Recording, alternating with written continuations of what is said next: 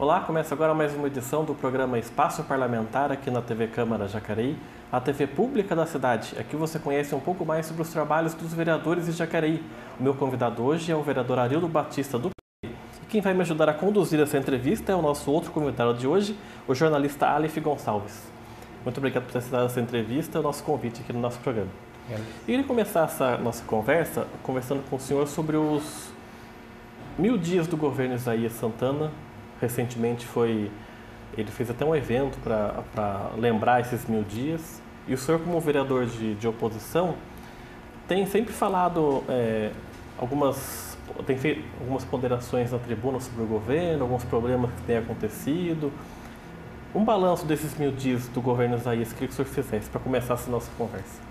Lembrar sempre que, às vezes até a gente usa algumas expressões, pode aparecer um pouco fora do padrão, mas essa é uma propriedade que a gente tem e a gente procura ser natural. A gente tem feito uma avaliação do governo que tem sido um governo que talvez não tenha tanto motivo para estar comemorando essa questão dos 1000 dias. Isso sem desmerecer, logicamente, os profissionais que estão lá, o próprio prefeito, do qual tenho uma admiração pessoal, um respeito muito grande pela pessoa dele, vários dos secretários, a equipe que compõe. Mas é uma espécie de avaliação e a gente tem que ser sincero e apontar aquilo que a gente discorda, mesmo que talvez outros não concordem, mas é papel do vereador.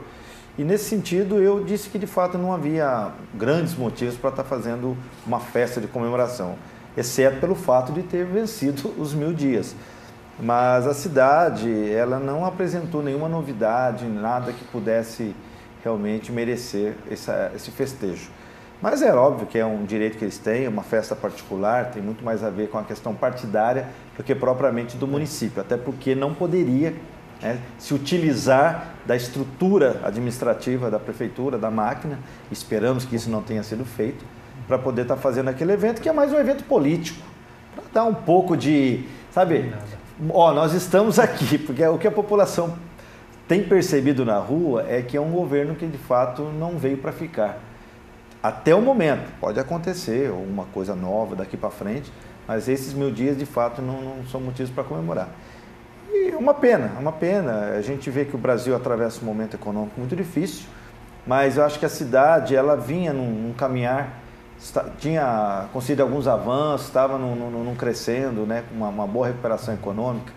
Se você perceber o primeiro ano do atual prefeito, ele pôde usufruir de um valor agregado aí do repasse do ICMS na casa de 40 milhões, que não é pouca coisa se você pensar hoje em dia. E daí lá para cá a gente vem acompanhando que há uma involução e, como eu disse, não temos muito o que comemorar. Poucas obras, de fato, puderam dar aí a impressão de que a cidade estava crescendo. Também não vamos aqui dizer que não aconteceram algumas coisas boas. Acho que nos bairros, de forma geral, alguns bairros como 1º de Maio, 22 de Abril, o próprio Igarapés, o Jardim Paraíso, receberam alguns serviços importantes, que é a questão do asfalto. Então, assim, não é que a gente está aqui só para criticar, mas para a cidade, de forma geral, não houve nenhuma obra que pudesse ancorar o desenvolvimento dela, e isso, para nós, é que norteia um governo. Vereador, em uma das inúmeras falas do governo, uma das coisas que o prefeito sempre deixa bem claro é a questão de como ele pegou a prefeitura depois de anos que o PT ficou no governo, que também é um partido do senhor, né? Ele também fala essa questão, por exemplo, da Santa Casa, que a Santa Casa, essa dívida da Santa Casa ficou grande, também essas relações governamentais. O que o senhor tem a dizer sobre isso? Especificamente da Santa Casa, ele mesmo já veio a público várias vezes dizer que essa é uma dívida que não é uma responsabilidade de um governo. Isso é uma situação que ela se agravou diante de um problema que também foi, lembrar da história, que em 2003, quando o Marco Aurélio era prefeito e decretou a intervenção da Santa Casa, com o apoio inclusive dos vereadores, era necessário naquele momento para que a Santa Casa não perdesse o seu título de uma entidade que pudesse estar recebendo recursos das esferas estadual, no caso, e federal. Então, era necessário aquilo. E, de fato, também não se conseguiu dar um norte naquele momento. E, de fato, aí as questões, as obrigações previdenciárias, né, os encargos sociais, algumas dívidas, inclusive com fornecedores, elas se tornaram esse volume que hoje aí, que uns apontam para a casa de 100 milhões, mas o próprio prefeito também diz que uma parte dessa dívida ela é questionável, que tem muito a ver com questão de imposto de renda, questão de INSS, e é uma coisa que eu acho que em algum momento o próprio governo federal vai ter que dar uma atenção, vai ter que parar, e por senão não é só a Santa Casa de Jacareí, né? Várias Santas Casas, a gente acompanha isso pelos jornais, tem esse problema. Então, e nada também foi feito, né? Ninguém pagou essa conta, então não dá para colocar a culpa que as coisas não estão andando porque está se gastando dinheiro a mais na Santa Casa, muito pelo contrário. A Santa Casa, ela até melhorou o atendimento, e isso eu faço justiça aqui, a atual administração, porém, ela vem também ancorada na chegada da unidade de pronto atendimento, que foi uma estrutura que ficou pronta no último ano do governo do Hamilton, que o prefeito, sabidamente, deu continuidade, ele colocou para funcionar. Com isso, você tirou da Santa Casa aquele velho problema, né, principalmente ali na porta de entrada, que é o pronto-socorro, onde se confundia muito. As pessoas chegavam ali, por exemplo, umas com dor de cabeça, outras com uma dor no peito, que poderia ser um infarto, outras pessoas simplesmente com uma diarreia, né, crianças principalmente, e ao mesmo tempo chegavam pessoas acidentadas, baleadas, pessoas que sofrem algum tipo de acidente aqui nas rodovias que nós temos, que obviamente isso transformava essa recepção em algo assim muito triste, muito deprimente. Então, como eu disse, uma pessoa que chega com uma dor de cabeça ficava com uma sensação de estar num lugar terrível, e aquilo acaba agravando. Isso, de fato, acabou, mas tem muito a ver também, como eu disse, com a chegada da UPA. Então, a gente também não pode deixar de prestar homenagem aí para os governos anteriores. De fato, havia uma dívida remanescente, o último ano do governo do Hamilton. Nós tivemos problemas econômicos, tivemos inclusive que fazer uma série de alterações, eu digo nós porque eu fazia parte da base do governo, né, e a gente reconhece isso, mas era uma dívida pagável, né, uma dívida que inclusive muito rapidamente conseguiu ser saneado, e o primeiro ano ele fez isso, e depois de 2018 para frente esperava-se um pouco mais de avanço. Teve alguns avanços? A gente aqui também, como diz, não vamos só fazer crítica, mas não é tudo aquilo que se colocou, que se prometeu, né, durante a campanha. Aí você pode entrar na questão da saúde, as unidades básicas ou as UPAs 24 horas que ele tinha prometido, que no primeiro momento ele já chegou, disse que não iria fazer, o pronto-socorro, que ficou uma novela, vai acontecer, não vai acontecer, foram para Brasília, trouxeram o recurso, pegaram o recurso, gastaram, não fizeram o pronto-socorro. Então tem uma série de coisas que foram prometidas, porque numa campanha é direito de quem está ali fazer isso, e muito pouco se realizou. Essa é a verdade sobre o atual governo. Essa seria a sua crítica com o modo de governar do PSDB, que inclusive foi uma das suas falas no último Tema Livre? Eu acho que, eu falo muito para o Isaías, né? E eu até falo, você é oposição e dá dica. Eu falei, camarada, eu quero ver minha cidade bem. Eu não estou aqui para travar, eu brinco muito com ele. Eu falo, você é um cara inteligente, você é um cara que é honesto, isso eu não tenho dúvida, mas se você tomar conta de uma prefeitura, fazer uma prefeitura funcionar, ela é preciso muito mais de tecnicismo, né? De pessoas que têm doutorado, que têm mestrado, que sentam atrás, né, de uma tela de computador no ar-condicionado e acham que por ali você resolve tudo. A política dentro de uma cidade, principalmente como Jacareí, ela requer que as pessoas vão a campo, né? Sintam um pouco as demandas, as necessidades e tornem isso, de fato, né, o objetivo maior do seu governo. E eu sinto que, infelizmente, esse governo não tem esse perfil, né? Então, se esse é o modo do PSDB governar, aqui em Jacareí não funciona. E a população que está dizendo isso, não é o vereador. Agora, obviamente, eles têm aí pouco mais de um ano para mostrar que eu estou errado. E a gente vai ver isso, né, no ano que vem, quando chegar nas eleições. O prefeito tem enfrentado um outro problema, que até ele mesmo disse que ele já esperava, entre aspas, já esperava, que é a queda de arrecadação. Mas é um contrassenso por parte dele, porque quando foi votar a lei de alias fermentar, ele fez uma previsão de 20% maior e arrecadou menos. Como é que o senhor viu essas duas medidas aí? Inclusive, no dia da votação, se alguém buscar nos arquivos, vão ver que eu fui um crítico, porque assim, otimismo eu sempre serei a favor, mas precisamos ter pés no chão. Eu dizia que era assim, fora da realidade você superestimar um orçamento em 20%, no momento que o Brasil vive uma das piores, se não uma das suas maiores crises econômicas, né, e fiscais dos últimos tempos. é sonhar com algo muito, muito difícil.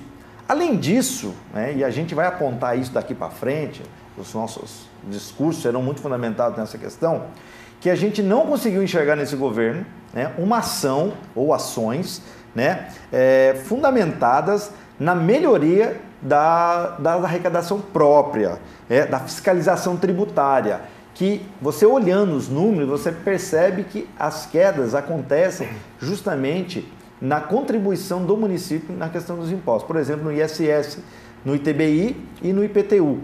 Com isso, afeta diretamente na composição do índice do ICMS, que é aquele bolo, né, que se arrecada principalmente aí da questão das empresas, né, que vai depois ele volta baseado no seu índice. Quando você fortalece a sua arrecadação interna, ela aumenta essa participação no índice do ICMS. E aí você traz um pouco mais. Foi o que aconteceu em 2015 no governo do Hamilton e em 2017 apareceram aqueles 40 milhões. Houve uma queda em 2018, mas ainda assim foi superavitário. Já em 2019, que aí é o primeiro ano do trabalho do atual governo, você percebe que é uma queda abrupta. E se você acompanhar agora os números, você percebe que vem caindo sistematicamente e não é por conta do fator econômico, é porque está faltando um trabalho interno para você melhorar o sistema de arrecadação. Você precisa inovar, você precisa buscar novas ferramentas. Eu me lembro que quando Jacareí, o Marco Aurélio assumiu em 2001, a dívida do município era exatamente igual ao orçamento anual. Era perto de 146 milhões. Ou seja, era o que se arrecada. No zero. Praticamente, se você pegasse o dinheiro previsto na arrecadação, você pagaria as contas, que não é assim que funciona. E os funcionários, e as contas e tudo mais, né? Os custeios e tal. Então, ali o Marco Aurélio começou todo um processo de modernização, foi buscar financiamento federal, estadual, fez parcerias, inovou e com isso você fez com que a arrecadação do município fosse maior ou se tornasse independente dos repasses que vêm tanto do governo federal como do governo estadual. E isso é o exercício que você não pode perder. Você pode enfrentar as crises, mas o dever de casa você não pode deixar de fazer. Sobre isso, o senhor acha que o prefeito errou em não aumentar, não reajustar, por exemplo, os valores do IPTU? Tem esse fator, né? Que dá para você jogar aí uma faixa de 15 milhões hoje que deixa de se arrecadar por conta dessa ação. E como eu disse, o problema não é só os 15 milhões.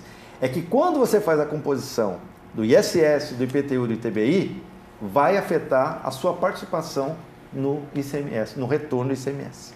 Entendi. Vereador, também agora falando um pouco sobre a parte boa, né? O que você diria de elogio sobre o governo do PSDB nesses anos? Eu vi uma coisa que assim me agradou muito, e isso, quando eu estava como vereador, cobrava muito do nosso governo, era justamente a parte de infraestrutura nesses bairros mais carentes. E eu vi isso, né? Nós fizemos uma parte, eles complementaram com muita propriedade, a questão da pavimentação no 22 de abril, no 1º de maio, né? Fizeram não só a parte interna, como também a chegada, a avenida de acesso, algumas ruas que acho que ainda estão interno lá na região de Igarapés, na região do Panorama, ali na Rua do Lago, na Rua Serra Negra. Eu acompanhei esse trabalho, assim, foi uma coisa que eu elogio. São ações pontuais, mas que para aquela população faz uma diferença muito grande. Eu acho que nós deixamos um pouquinho a desejar nisso aí. Mas acho que tem um avanço em dar continuidade, por exemplo, nas 5 creches que começaram no governo do Hamilton. Eles terminaram essas 5 creches e estão construindo mais 2. Uma já foi entregue, que é no centro da cidade, e a outra na região do Maria Amélia. São pontos positivos que eu destacaria aqui. No começo, uma coisa que eu elogiei muito, mas depois, infelizmente, parece-me que sumiu, que é a questão da Operação Tapa Buraco. Que eles começaram assim com uma qualidade muito grande, um serviço muito bem feito, e foi motivo de elogio meu, porque de fato era um serviço bem feito. Hoje eu já vi que esse serviço também já sumiu um pouco do mapa. Tenho visto o esforço de algumas pessoas, né, lá da infraestrutura, mas já caiu um pouco essa qualidade. Os serviços de coleta de lixo e de capina, a gente sente isso muito, principalmente da capina, na época que vai entrar agora, que é a época de chuva. E aí a gente vai poder fazer uma nova medição. Porque nos primeiros anos a gente percebeu que deixou um pouco a desejar, faltou um pouco de coordenação, o mato cresceu demais, muita reclamação, isso obviamente atinge o nosso trabalho, porque a demanda acaba chegando na porta do vereador. Sim. E a outra questão que para mim foi uma decepção, que achávamos que eles dariam um show, né? É a questão do uniforme das escolas, que infelizmente mostraram que eles são muito ruins para fazer licitação e compra de uniformes, né? E não estou eu que estou falando, todo mundo viu, acho que só a TV local aqui foi matéria para o ano inteiro. Para a gente encerrar esse bloco, eu queria que o senhor falasse ainda sobre o seu primeiro mandato de vereador, que o senhor foi presidente da casa em 2015 e 2016. As suas contas de 2016 foram aprovadas pelo Tribunal de Contas e hoje em dia a gente vê aí a reprovação de vários políticos que têm as suas contas reprovadas e a sua foi aprovada. Como é que o senhor viu esse sentido dessa análise? Olha, eu já tinha recebido um feedback, né, já um prévio, que parece que me tinha corrido tudo bem, mas hoje oficialmente chegou a esta casa, acho que estava nas suas mãos. De fato, é motivo de alegria, de orgulho e também de alívio. Porque as notícias como elas saem hoje é preocupante, né? Que você pode pegar algo talvez não tão grave e transformar isso em algo que de fato destrua até a imagem das pessoas. Reprovação de conta não quer dizer que você fez alguma coisa equivocada, é muito questão de interpretação. E na Câmara, pior ainda, porque ela é desse tamanho. Então, assim, qualquer movimento, isso faz um estrago danado. Então, eu fiquei muito feliz que a de 2015 já haviam sido aprovadas e agora chega a de 2016. Então, que mostra que, pelo menos, se eu não fui uma excelência, eu fiz o dever de casa, cumpri aquilo que diz, né? A gente fazer uma gestão transparente, uma gestão que, de fato, otimize os recursos públicos, porque o dinheiro que se usa aqui não é do vereador, não é dos vereadores, é da população. E essa casa ela tem uma importância no crescimento e no desenvolvimento da cidade, né? É o contraponto do executivo. Então, quando o dinheiro é bem aplicado, de fato, eu sinto que a população ela foi bem representada. Então, quando isso aconteceu, para mim foi motivo de muita alegria. Para o meu grupo, a minha assessoria, as pessoas que trabalharam comigo na parte jurídica, na parte de comunicação, tenho certeza que também devem estar muito felizes porque... Inclusive, eu lembro do senhor falando, não exatamente das suas contas, mas dos ex-prefeitos Hamilton e Marco Aurélio, que o Tribunal de Contas, entre aspas, tinha uma maior exigência com o Jacareí em relação às outras cidades, né? Parece que pegava mais no pé daqui do que em relação aos vizinhos. Ainda acontece muito, a gente faz muita comparação. E aí quando a gente vai questionar, eles dizem o seguinte, mas o grupo que julga as contas de Jacareí não é o mesmo que julga São José, não é que julga Taubaté. Então você vê absurdos, por exemplo, nesses outros locais, que o prefeito faz, e aqui, às vezes, faz muito menos, e aqui é condenado e lá não é condenado. Então a gente não conseguia entender isso. Aliás, é muito complexo a justiça, né? Eu me lembro de algumas situações em que, à época, o Fernando Haddad, quando prefeito da cidade de São Paulo, ele quis usar lá uma parte dos recursos da educação para pagar, não me lembro se era aposentadoria, alguma coisa dos professores, e a justiça negou. E o Dória conseguiu no seu primeiro ano de mandato. Então, a gente não entende por que para um pode e para outro não pode. Estou fazendo essa comparação PT-PSDB porque sempre foi esse mote de polarização. Então, infelizmente, é ruim, né? É ruim porque muitas vezes você atrapalha todo o trabalho de um gestor, que às vezes vem com seriedade, por conta, sei lá, né? O bel prazer de alguém que, tipo, não vou com a sua cara, vou reprovar você. É um pouco disso, infelizmente. Tá certo, a gente vai então fazer o nosso intervalo aqui. O programa Espaço Parlamentar volta daqui a pouco. Até já.